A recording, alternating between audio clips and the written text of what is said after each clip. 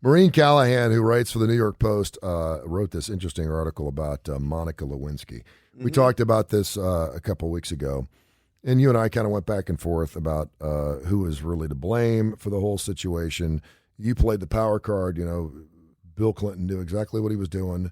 I made the argument that she was 22 at the time. She knew what she was getting herself into. He was a married man. He was in a power position.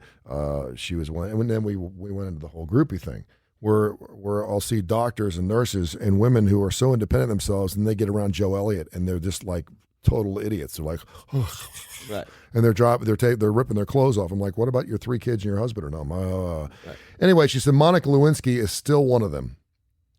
Apparently, not even producing your own story under the banner of Ryan Murphy, one of Hollywood's biggest showrunners, won't get you credibility, let alone sympathy.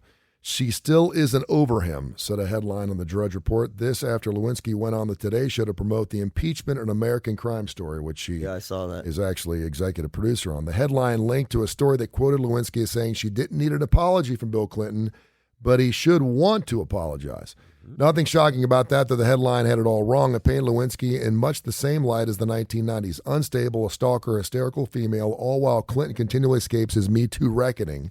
The last time he was asked whether he owed Lewinsky an apology, coincidentally on the Today Show, he could barely contain his fury. It was only 3 years ago. We knew about Cosby, we knew about Weinstein, we knew about Charlie Rose, we knew about Al Franken, all sorts of men who were liberal, feminist mask in public and were monsters to women in private life. It goes on to say that when he was asked the question, did you apologize to Monica Lewinsky, he said yes. And they said, she said no? They said, you actually said, you're sorry to Monica Lewinsky. He said, well, I apologize to everybody. I'm sorry. This is so it's a pig. No, but it's so Bill Clinton, right? Oh, yeah. He said, I apologize to everybody. And they're like, what do you mean? He goes, I apologized in public to America. I said, I'm sorry. I should not have done that. But did you apologize to Monica Lewinsky? Oh, no, I didn't do that. No, but I did publicly apologize. And she's American. So he publicly... Meanwhile, Lewinsky's undateable, unhireable, a pariah. Meanwhile, the president who victimized her, one of the credibly accused of rape, never forget, allowed his wife and feckless loyalists to mount a nuts and sluts defense. Oh, jeez. You remember how crazy we thought she was? I know. She's not so crazy. Meanwhile, the Drudge Report, which broke the story in 1998 after Newsweek killed it, is perplexed yet disappointed by its reconsidered narrative. The headlines yesterday, the Disneyfication of impeachment, no cigar. Oh, jeez. Oh my God. And so this again brings up the point, are all guys pigs? In that you can make the question, see, this is where I got to back off my 9-year-old a little bit, because I joke about, and she thinks it's great because she knows I'm protecting her. Yeah. I want to make sure you go out with the right guy. Well, I can't tell you. Well, if you keep saying all guys are pigs, at some point too, she can ask you a question. Are you a pig? Are you a pig? Or have you Dad? been a pig before? And so you look at this story, and again, what she had to put herself through, and she was part of it. Yeah, it yeah. Could be 1%, could be 50%. Yeah. She knew exactly what she was doing with the blue dress and the cigar, and she was with the most powerful man in the world, and she was willing to do anything for that. She was 22, he was 43, whatever. But again, you could pose the question as a female, why do you even want to go out with guys? And at what point do you make the distinction of, hey, listen, he is ghosting me, or he's using me for his power, or he doesn't really care? Because we go back to JFK, dude. Bill Clinton wasn't the first president that did it. No. There were plenty of other women who were used by presidents of the United States or presidents of their own powerful corporations, to the point where you want to be part of what they're all about. You want to be seen on their arm, regardless of whether they're single, married, or otherwise. And then at some point, you're a pawn. And you're no longer part of it. And that's where guys are pigs, where they just, sorry, I got a dinner fundraiser tonight, can't make it, sorry. And next thing you know, you're on the outside looking in, and I used to be with him. And you're like, sure you were, honey. Yeah. Again, it's generation after generation after generation of men are at the top. I mean, look, we've talked about it. Women should, what was it? Not honor. What's the biblical thing? Women should succumb, be submissive. Submit to their husbands. I mean, look, we've been, and I think, so here's what I think the conflict is right now. On the one hand, you see, there's more divorces. You have women in the workplace. You talked about women are not having children as young. There are more women moving up into executive positions. And you have still a generation of men who are, we talk about, incredibly threatened by that. Like they've never had to consider that before, right? It's well, wait, what are you're not even supposed to be in the workplace. Wait, it's one thing to have you on their arm, have them on your arm. It's another thing when they're becoming your executive vice president. Yeah. Right. And so I think this is what the time will tell. And it is so generational because it has everything to do. All of this has everything to do. This is not genetic. This is not, I'm going to even go, this is not biblical in the way it's supposed to be. Mm-hmm. This has everything to do with learning generation to generation. So we've talked about this, depending on your age and your circumstance, you came from either a generation where all dads worked and all moms didn't, or you came from a generation where parents started getting divorced. Or you came, and some of it's regional too, you came from a generation where maybe your mom, not only did she not work, but she took care, as a man, she took care of all, as a child, young boy, took care of everything. Yep. She made you your breakfast every day. I had a friend of this, he was 18 years old and the mom was still packing his damn lunch. Attaboy. Yeah, and so what we learn, so that's what we learn. That's what women are for. And I can tell you the regional difference. When I moved here, there was a lot of things that I saw that I was like, wow. The number of stay-at-home moms, number one. Number two, Southern men, even younger ones, who frankly were raised with mama taking care of everything. Absolutely everything. And so my point is, if you bring that upbringing and then you get to be an adult, what's your expectation? Could you imagine if the tables were turned and there were more women in powerful positions as opposed to men, and women treated men the way men treat women? That's great. And I'll ask you the question, have you ever been with a powerful woman? Been with? Like been with, like in the biblical sense? Were you ever used? Oh, used that way. Sexually? No. No, not used. No. I mean, this is the difference between you and me. I've led a pretty. No, I mean, I've been on the other side. I've been on the other side, and as a guy, I'm like, great, I just got a piece of ass, and now I don't have to do anything with it. But it hurts. It does hurt. There was a woman when I first got to town who, I'm like, careful now. Yeah, attractive, ran her own organization. I was doing some work for them outside the radio station, and just was very forward. And I knew one of her friends, and I said, wow, she is really forward. And she goes, she gets what she wants. Yeah. She goes after something and she won't let go until she gets it. And I said, what happens then? And she goes, notch. She'll never talk to you again. And I was like, okay. Right, because now does she know who I am and what I do? And I was like 24, 25 years old. I was like, okay. Yeah. And so I played along.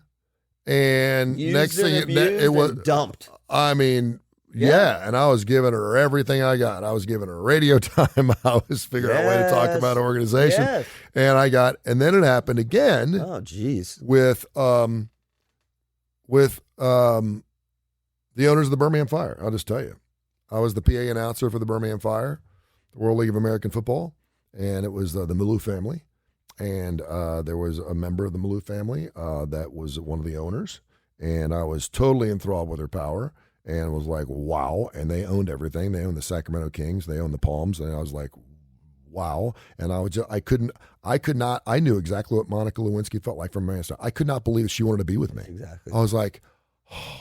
That's exactly. And I'm quite certain, I wasn't married at the time. I'm quite certain that if I was married, I probably would have even entertained the idea. But you see I would have thought, because this is a once in a lifetime shot. Oh my gosh, the president of the United States, or in this particular case, the president of a major football team, wants to be with me. And you start telling yourself stories. See, this is why we talk about that power differential, because it makes you start telling stories. And particularly, this doesn't sound like this was the case for you.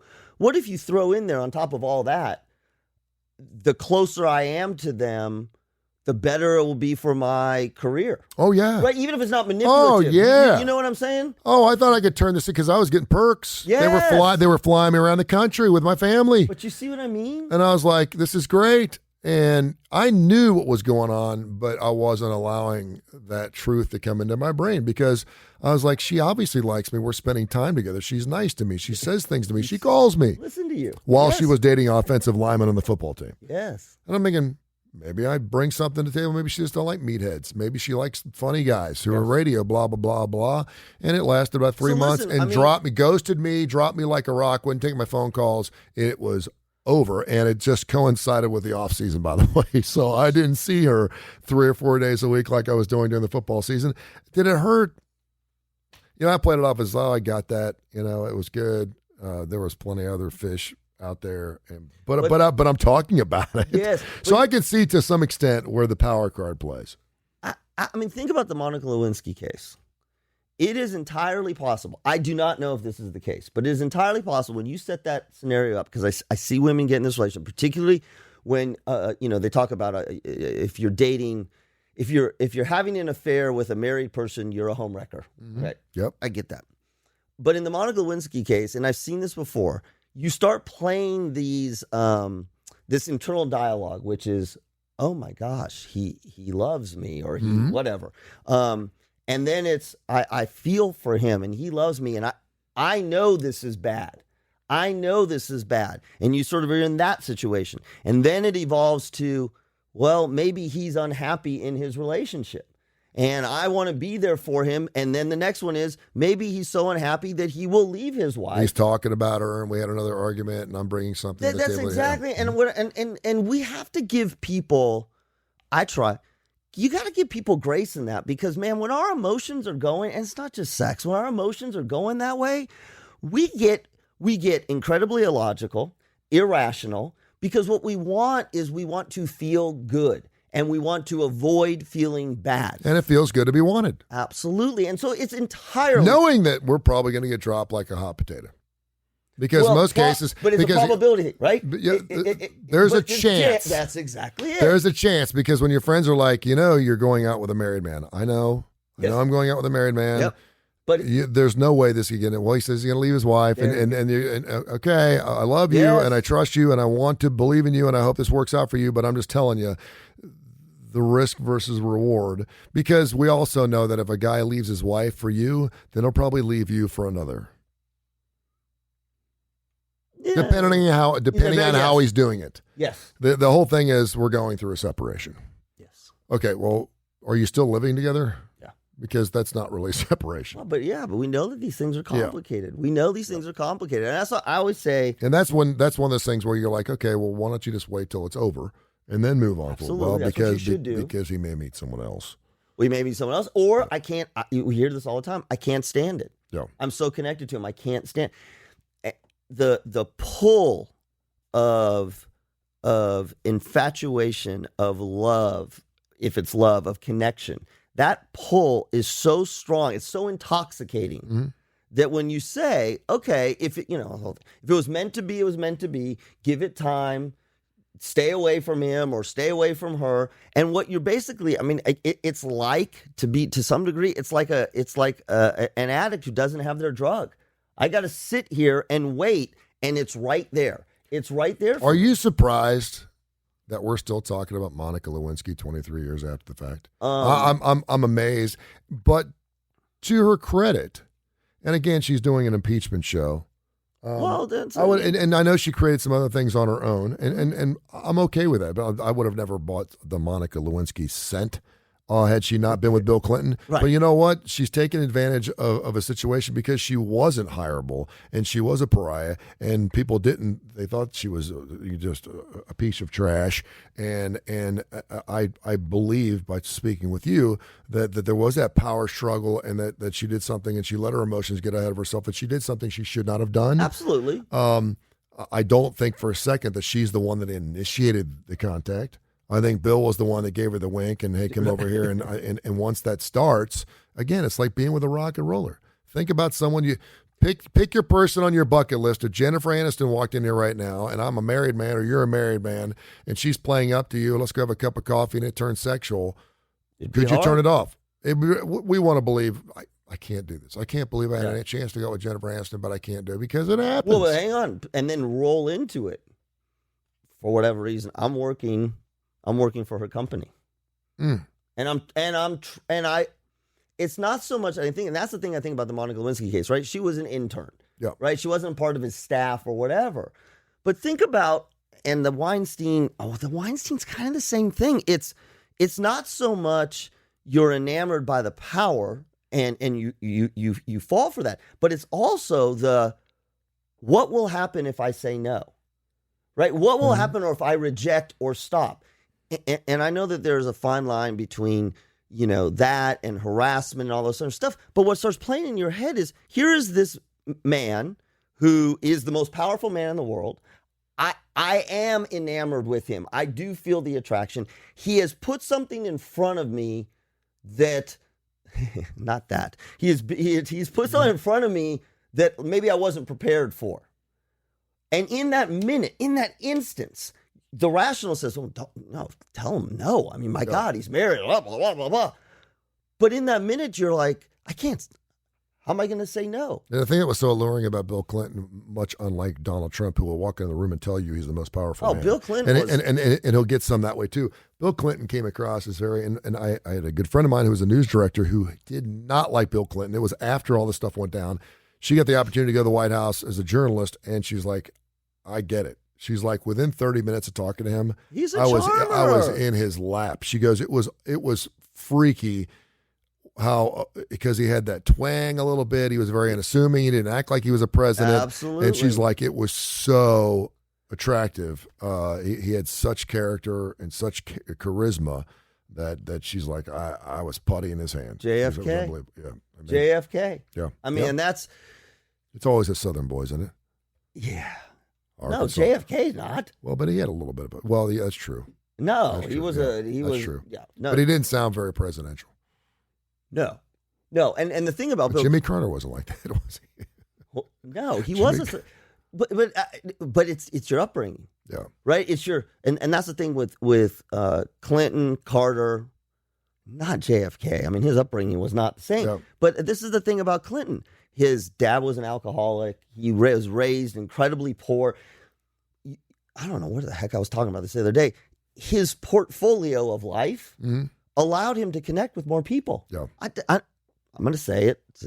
Joe Biden is a good example of that. He came and evolved in many different ways that potentially allow you to connect with a range of people. Donald Trump did it in a little bit of a different way. Yeah. But yeah, I mean, listen, the most attractive people, or the people that we find we're most drawn to, are the ones who are able to connect with us regardless of who we are. Mm-hmm. You're like that. Huh? You're like that. No, what are you talking about? You are. You're more so than me. More so than me. You are one of those people who can engage with people easily regardless of who they are. Yeah. Okay? You know who else is like that? My wife's like that. Yeah. I am not like that. I mean, I can do it, but I am definitely not as good as that. And those are the people who have the ability to connect with people in a real way, gives you an advantage in terms of friends and social. And if you're going to be devious and manipulative, you're in it. Yeah. You're in it because you have that ability.